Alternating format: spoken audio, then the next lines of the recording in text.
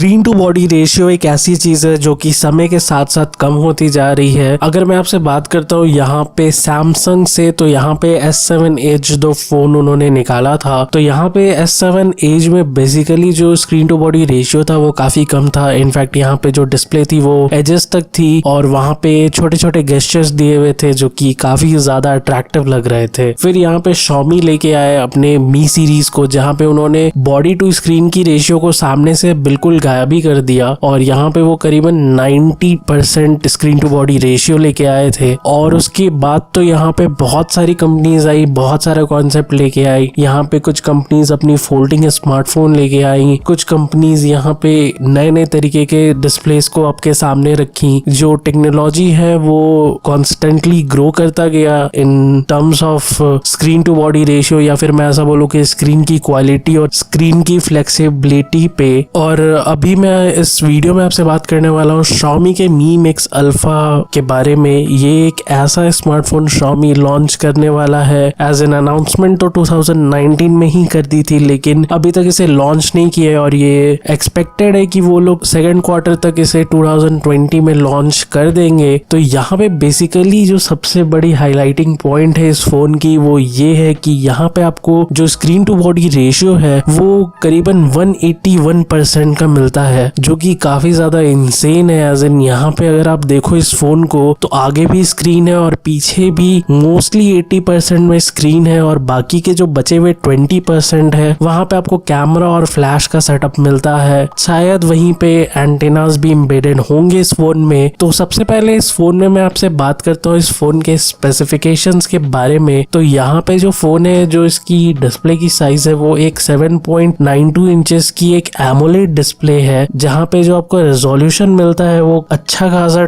2K 4K का resolution यहाँ पे इन्होंने प्रोवाइड किया है। फिर भी अगर मैं आपसे प्रिसाइजली बात करूँ तो यहाँ पे आपको 2088x2250 पिक्सल्स मिल जाते हैं। अगर आप इसकी PPI डेंसिटी में जाते हो तो यहाँ पे आपको मिलती है 388 की PPI। इसके साथ साथ ये फोन एक ड्वेल सिम फोन है। अब ये तो अभी तक यहाँ पे ये फोन ऑफिशियली लॉन्च हुई नहीं, तो कोई ऑफिशियली अनबॉक्सिंग प्रोडक्ट है नहीं कि यहाँ पे सिम लगेगी कैसे, लेकिन शायद ये ऊपर और नीचे इसके सिम के स्लॉट दिए गए होंगे यहाँ पे। अगर मैं आपसे एंड्रॉइड वर्जन की बात करता हूँ यहाँ पे, तो यहाँ पे उन्होंने एंड्रॉइड 10 पे से लॉन्च करने का डिसीजन लिया और उसके साथ साथ यहाँ पे आपको MIUI 11 भी मिलेगा। अगर मैं इस फोन की प्रोसेसर की आपसे बात करूँ तो यहाँ पे उन्होंने यूज किया है स्नैपड्रैगन का 855 प्रोसेसर, जो कि ऑब्वियसली एक ऑक्टा कोर प्रोसेसर है और ये कोरियो टेक्नोलॉजी पे बना हुआ है। जिसके साथ साथ यहाँ पे आपको जो GPU है वो 640 एड्रीनो की सपोर्टेड है। उसके साथ साथ यहाँ पे आपको कोई भी मेमोरी कार्ड का स्लॉट नहीं मिलता है, लेकिन जो इंटरनल स्टोरेज होगी वो ये माना जा रहा है कि 512 GB और 12 GB रैम के साथ आपको मिल सकती है। यहाँ पे 512 GB की इंटरनल स्टोरेज और 12 GB की रैम, और शायद अगर वो अलग अलग वेरिएंट्स निकालें तो उनके साथ साथ आपको अलग अलग वेरिएंट्स की अलग अलग ऑप्शंस दी जाएंगी यहाँ पे। अगर मैं आपसे बात करता हूँ उसके साथ साथ, तो यहाँ पे इन्होंने इस फोन में यूज किया है UFS 3.0 की टेक्नोलॉजी को। अब जो लोग OnePlus 7 Pro को समझ रहे होंगे वो समझ रहे होंगे कि UFS 3.0 क्या होता है। फिर भी उनके लिए मैं समझा दूं जो ये नहीं समझ पाते। यहाँ पे जो रीडिंग और राइटिंग की डेटा की जो स्पीड होती है वो फास्ट होती है। और अब चलते हैं इस फोन के कैमरा की ओर। तो यहाँ पे आपको जो मेन सेंसर है वो आपको सैमसंग का 108 मेगापिक्सल का वही सेंसर मिल रहा है जो कि Xiaomi अपने बहुत सारे फोन्स में ला चुका है। इनफैक्ट वो अपने कुछ और भी फोन्स हैं जिसमें सेंसर को वो लेके आने वाले हैं। और यहाँ पे आपको 108 मेगापिक्सल के साथ साथ जो अपर्चर है वो f1.7 की मिल जाती है। इसके साथ साथ इन्होंने यहाँ पे एक जो लेंस यूज किया है वो वाइड है और यहाँ पे आपको लेजर ऑटो फोकस और PDAF दोनों मिल जाती है। अगर आप मुझसे लेंस की साइज के बारे में बात करोगे तो यहाँ पे 0.8 नैनोमीटर्स का यहाँ पे यूज किया है उन्होंने। और उसके साथ साथ यहाँ पे आपको मिल जाता है एक सेकंड सेंसर उसके साथ, जो कि एक 12 मेगापिक्सल का f2.0 अपर्चर के साथ में एक टेलीफोटो लेंस। यहाँ पे जो इसमें भी आपको मिल जाती है 12 पिक्सल और PDAF और लेजर ऑटो फोकस और 2x ऑप्टिकल जूम, जो कि ट्रू होगा इस सेंसर की मदद से। उसके साथ साथ आपको यहाँ पे एक तीसरा लेंस मिलता है जो कि 20 मेगापिक्सल का f2.2 अपर्चर के साथ एक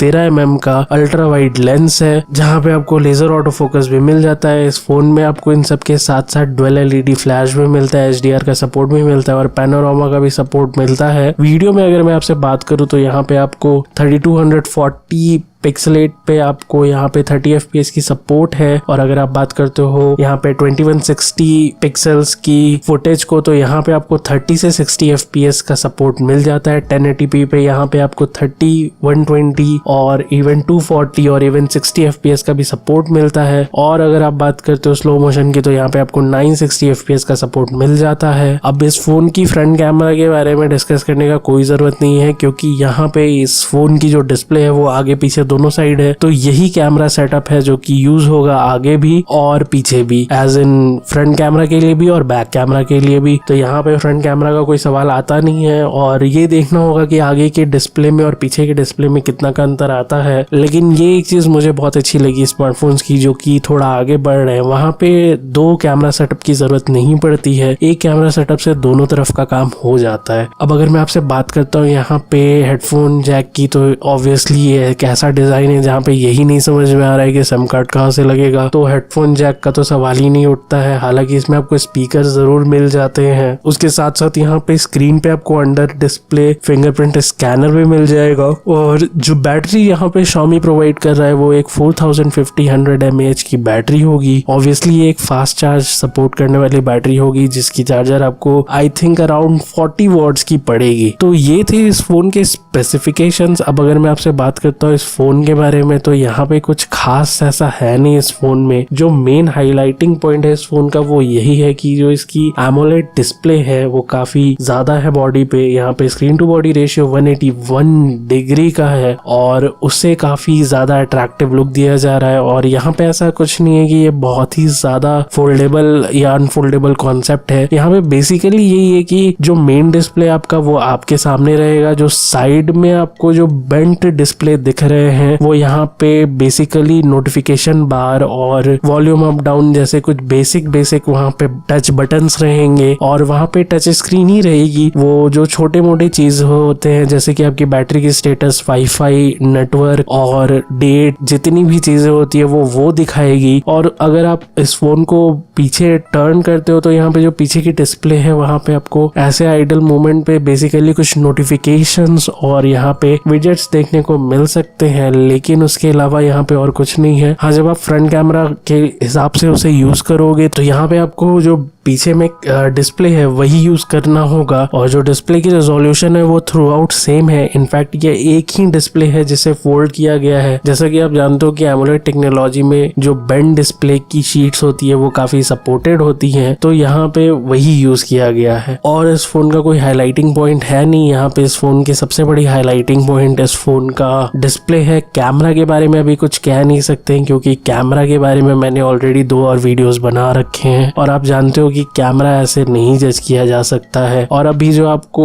फोटोज मिल रहे होंगे इंटरनेट पे सैंपल्स, उन पे ट्रस्ट करना भी बहुत ज्यादा सही नहीं होगा, क्योंकि ऑब्वियसली कंपनीज यहाँ पे DSLR से यूज की गई फोटोज को यूज करते हैं। तो बेसिकली यही है फोन, और इसकी जो प्राइसिंग है वो काफी ज्यादा इंसेन है। यहाँ पे Xiaomi ने $3000 से स्टार्टिंग की है इसकी प्राइसिंग को, और अगर मैं आपसे INR में बात करूँ तो वो करीबन 2,15,000 हो जाता है। हालांकि Xiaomi ने ये भी क्लियर कर दिया है कि वो अभी इसे वर्ल्ड वाइड लॉन्च नहीं करने वाला है। ये फोन सिर्फ चाइना में ही लॉन्च होगा, लेकिन ये कब होगा इसकी भी कोई एक्सपेक्टेशन या फिर इसकी भी कोई नहीं है कि श्योरिटी की ये लॉन्च हो ही जाएगा, क्योंकि यहाँ पे 2019 में ही उन्होंने शोकेस कर दिया था, लेकिन फिर बात हुई कि ये 2020 के स्टार्टिंग में ही लॉन्च हो जाएगा। अब बात हो रही है कि ये 2020 के सेकेंड क्वार्टर में लॉन्च होगा। तो यहाँ पे भी मामला थोड़ा लग रहा है कि ऑप्टिमाइजेशन उतनी अच्छी से हो नहीं पाई है, लेकिन इस फोन में काफी सारी चीजें हैं जो कि कमाल की हो सकती हैं, और ये एक फन टू यूज फोन भी हो सकता है। जो स्पेसिफिकेशंस है वो टॉप नॉच है फॉर श्योर। यहाँ पे परफॉर्मेंस में कोई दिक्कत नहीं आनी चाहिए इस फोन में, लेकिन कैमरे के बारे में हम कुछ कह नहीं सकते। और बेसिकली